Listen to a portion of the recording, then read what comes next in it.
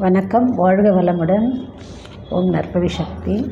இன்றைக்கி வந்து சயாட்டிக்கா நர்வை பற்றின வீடியோங்க இது.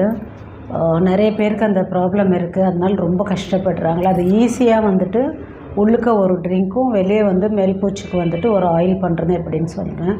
நம்ம உடம்புல வர ஒவ்வொரு விஷயத்தையும் நம்ம பெரிய காம்ப்ளிகேட்டட் பண்ணாமல் சின்ன விஷயமாக நினச்சி அதை சரி பண்ணிக்கலாம். ஸோ இந்த சயாட்டிக்கா நர்வுன்றது இடுப்பில் இருந்து வந்து நம்மளோட பேக் சைடு அப்படியே வந்து ஃப்ரண்ட்டின் தொடையில் அப்படியே ஃபுல்லாக வந்து பாதத்தில் இறங்குங்க. அது வந்து இப்படி பாருங்கள், இந்த இதில் நான் உங்களுக்கு காட்டுறேன்.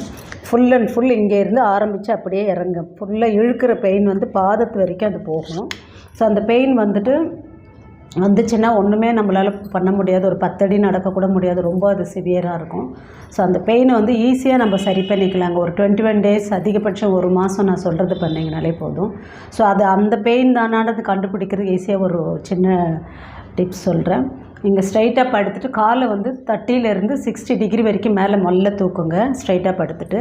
ஸோ தூக்கும்போது அப்படியே இழுக்கிற மாதிரி ஒரு எப்படின்னா ஒரு தெரிக்கிற மாதிரி ஒரு பெயின் வரும் உங்களுக்கு. உள்ளுக்குள்ளே தாங்க முடியாத அளவுக்கு ஒரு பெயின் இருந்துச்சுன்னா கண்டிப்பாக அது சயாட்டிக்கா நர்வோட ப்ராப்ளம் தான்.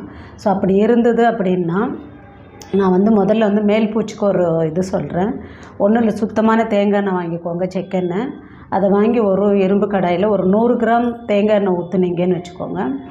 உங்கள் கைப்பிடி அளவு ஒரு அப்படி அள்ளினீங்கன்னா எவ்வளோ வருமோ அந்த அளவுக்கு வந்துட்டு கற்பூரவள்ளி இலையை போட்டுருங்க. நல்லா க்ரஷ் பண்ணி போட்டுட்டு நல்லா அதை கொதிக்க விடுங்க.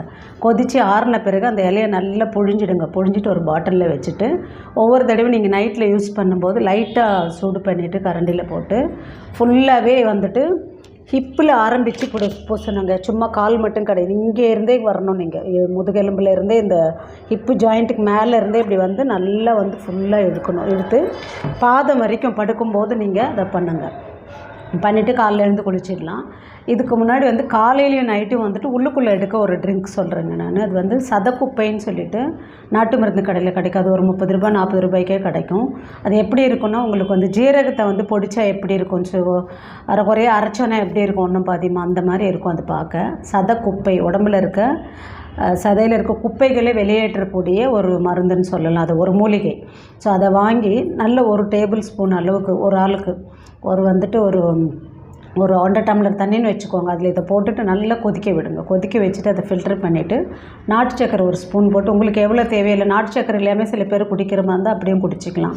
அது கொஞ்சம் துவர்ப்பு புளிப்பு எல்லாம் கலந்த மாதிரி இருக்கும். சில பேருக்கு அந்த டேஸ்ட்டு பிடிக்காதுன்றதுனால நீங்கள் நாட்டு சக்கரை போட்டுக்கோங்க. போட்டுட்டு காலையில் அது ஒரு டீ காஃபி மாதிரி குடிச்சிக்கோங்க எம்டி ஸ்டமக்கில். காலையில் ஒன்று எடுத்துக்கோங்க, நைட்டு படுக்கும்போது எடுங்க. இந்த சதக்குப்பை எடுக்கும்போது கொஞ்சம் ஹீட் பண்ணி தான் நம்ம உடம்புல இருக்கிற தேவையில்லாத எல்லாம் வெளியே தள்ளும், சரிங்களா. இதை எடுக்கும்போது ஹீட் ஆகிடுச்சின்னா நீங்கள் 2 வேளை எடுக்கிறது ஒரு வேலையாக எடுத்துக்கோங்க. இல்லை ஒரு நாள் வந்துட்டு ஆல்டர்னேட்டிவ் டேஸாக கூட எடுங்க. பெயின் கொஞ்சம் குறைஞ்சிட்டு பிறகு ஆல்டர்னேட்டிவ் டேஸாக எடுக்கலாம்.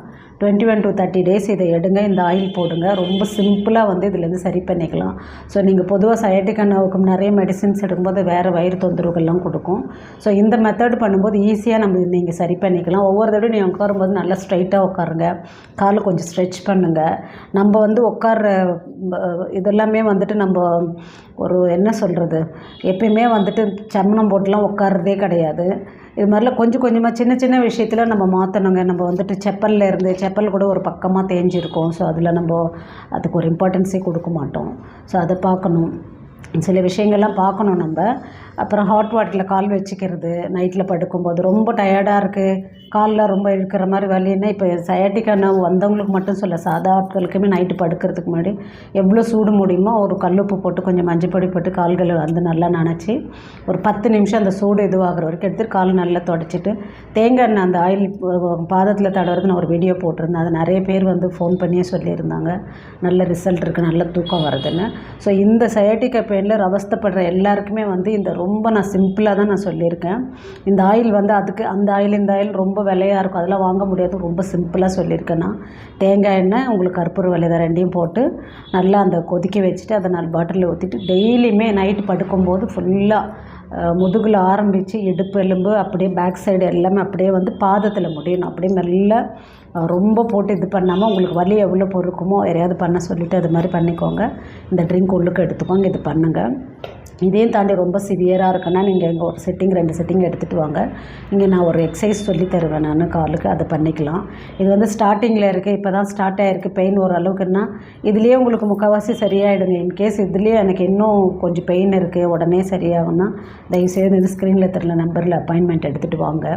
வந்துட்டு ட்ரீட்மெண்ட் எடுத்துக்கோங்க. வலியோடு கஷ்டப்படாமல் நம்ம இந்த வலியிலேருந்து சீக்கிரம் வெளில வரத்துக்கான ரெமெடி கொடுத்துட்டேன். ஸோ வந்துட்டு ஹாப்பியாக இருங்க. வாழ்க வையகம், வாழ்க வளமுடன்.